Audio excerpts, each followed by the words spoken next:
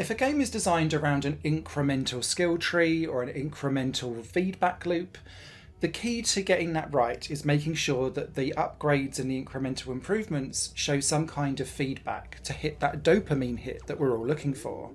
Is that number goes up? Is that visual representation on a screen? Is that I feel more powerful or more in control of my character? There's lots of different ways to do it, but you have to get that dopamine feedback loop right in order for an incremental based game to be successful and a joy to play. Get it wrong and it becomes a horrible slog. You're bored, you feel disenfranchised because you can't really see the wood for the trees and you're stuck in the grind, particularly if that gameplay loop is incredibly dull.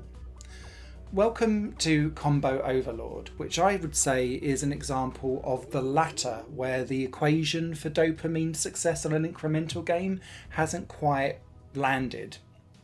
In this game you play as a shape trapped in the centre of the screen initially, although later on in the game you can start moving around, and you'll auto-fire shots out from the left to right of you that will hit other abstract shapes moving from left to right or right to left of the screen. If they touch you, or if they reach the other side of the screen, you lose health. And over the course of each level, their stats in terms of damage and health and speed will slowly increase over time. And so you need to make sure that you can keep up with that and survive either 60 seconds in a survival mode, or in combo mode, reach a certain combo and keep that combo going without losing it through being hit or having an enemy reach the other side of the screen. Nothing changes from moment 1 in this game to hour 8, which was where I decided to abandon playing this game because I was really frustrated at the total lack of progress. And that lack of progress comes from the lack of incremental improvements in the skill tree and that visual feedback that actually something's going vaguely in the right direction.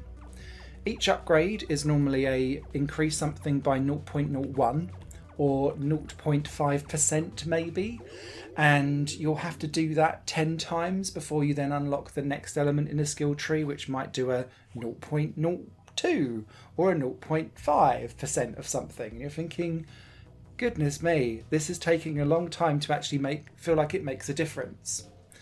The game also is supposedly revolving around combos, but you don't unlock the combo meter until about 2 hours into this repetitive grind. And so you're stuck kind of thinking, when is this going to get good? When is this going to get good? But actually it doesn't truly, and I'm going to air quote this, get good until much later on in the game, where you can start having free movement around the screen and you can kind of chase around various enemies to try and prioritize a bit better what you're attacking and what you're not. The problem is, once you're then deciding to go free reign, and that takes hours before you can do it, the game then starts to struggle slightly around what you can actually keep up with.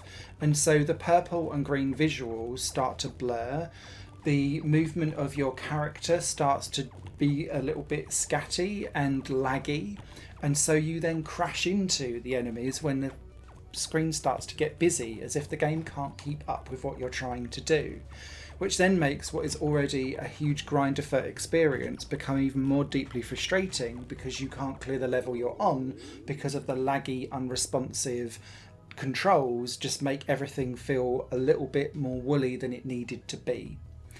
I didn't feel particularly in control of Combo Overload.